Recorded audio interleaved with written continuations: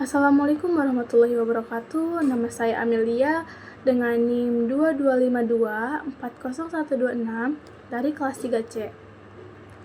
Di video ini, saya akan menjelaskan secara singkat mengenai esai saya yang membahas penerapan teori bilangan dalam kriptografi modern. Sebuah topik yang sangat penting di dunia digital saat ini. Dalam kehidupan sehari-hari, kita tidak bisa lepas dari teknologi. Mengirim pesan lewat WhatsApp, melakukan transaksi lewat m-banking, sampai sekedar membuka email, semua itu melibatkan sistem keamanan yang disebut kriptografi. Menariknya, banyak orang yang tidak menyadari bahwa seluruh keamanan digital ini ditopang oleh sebuah cabang matematika yang bernama teori bilangan. Teori bilangan mempelajari sifat bilangan seperti bilangan prima, bilangan bulat, dan kongruensi modular. Pada awalnya, teori bilangan dianggap ilmu yang abstrak dan tidak memiliki manfaat praktis. Namun kini, kita tahu bahwa teori bilangan adalah tulang punggung keamanan digital kita. Tanpanya, tidak ada koneksi HTTPS, tidak ada transaksi aman, dan tidak ada komunikasi private, seperti yang kita nikmati hari ini. Sejarah kriptografi sendiri dimulai dari sangat sederhana, seperti Kaisar Cipher, yang hanya menggeser huruf dalam alfabet. Namun, metode seperti ini dengan mudah dipecahkan, karena jumlah kemungkinan kuncinya sangat sedikit. Seiring perkembangan zaman, metode substitusi lebih kompleks mulai muncul, tetapi tetap bergantung pada pola bahasa. Tetapi tetap saja dapat dipecahkan, karena masih bergantung pada pola bahasa. Nah, dari sinilah para ilmuwan menyadari bahwa kriptografi harus memiliki fondasi matematika yang lebih. Lompatan besar dalam kriptografi muncul ketika pengetahuan matematis semakin matang. Disinilah teori bilangan mengambil peran penting. Konsep seperti bilangan prima, prima besar, eksponensial modular, dan fungsi satu arah atau sulit dibalik menjadi dasar dari sistem keamanan yang kita pakai hingga saat ini.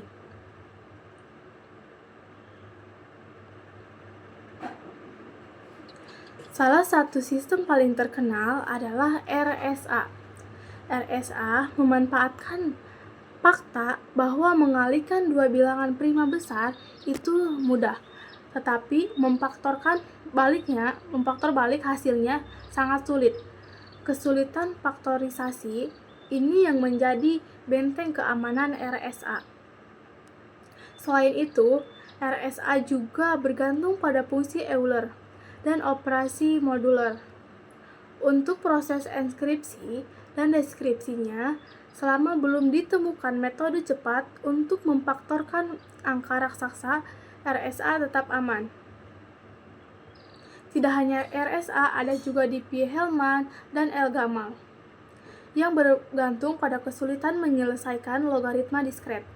Bahkan, kalau seluruh proses komunikasi dapat dilihat secara publik, tetap saja hampir mustahil untuk menemukan kunci rahasianya tanpa harus memecahkan persoalan matematika yang sangat sulit ini. Selain sistem yang kuat, esai saya juga membahas contoh sistem yang akhirnya gagal, yaitu Knapsack Crypto System. Awalnya, sistem ini dianggap menjanjikan karena memanfaatkan masalah subset sum yang sulit dipecahkan. Namun, penelitian selanjutnya menemukan bahwa struktur matematisnya ternyata masih bisa dipecahkan, sehingga sistem ini tidak lagi aman untuk digunakan. Meskipun begitu, perannya tetap penting sebagai tonggak awal dalam perkembangan kriptografi kunci publik modern.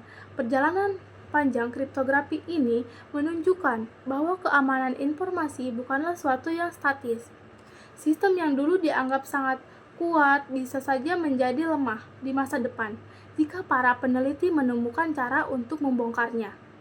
Karena itulah, teori bilangan dan riset matematika terus berkembang untuk memastikan bahwa keamanan digital tidak tertinggal dari ancaman yang terus meningkat. Pada akhirnya, teknologi digital yang kita gunakan hari ini benar-benar bergantung pada teori bilangan. Bilangan prima yang dulu hanya dianggap sebagai objek studi matematika kini menjadi perlindungan data penting miliaran orang di seluruh dunia. Data membuka website dengan HTTPS hingga menyimpan data di cloud.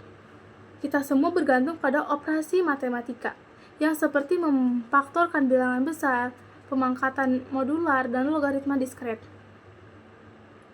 Dengan kata lain, teori bilangan bukan sekedar konsep dalam buku teks. Teori bilangan adalah pelindung tak terlihat yang menjadi kerahasiaannya data kita dari tangan yang tidak bertanggung jawab. Dan seiring berkembangnya teknologi, terutama dengan munculnya komputer kuantum, peran teori bilangan dalam kriptografi akan terus menjadi kunci utama dalam mempertahankan keamanan digital di masa depan. Nah, jadi saat kita mengirim pesan berbelanja online atau membuka koneksi internet, sebenarnya kita sedang menikmati hasil dari perjalanan panjang matematika yang kini menjadi fondasi utama dunia digital. Tanpa teori bilangan, tidak ada privasi, tidak ada keamanan, dan tidak mungkin ada internet seperti yang kita kenal sekarang.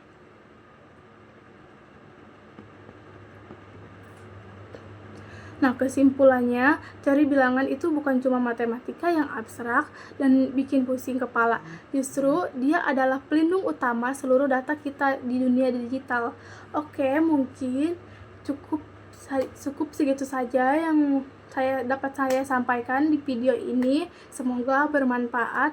Kurang lebihnya mohon maaf. Wassalamualaikum warahmatullahi wabarakatuh.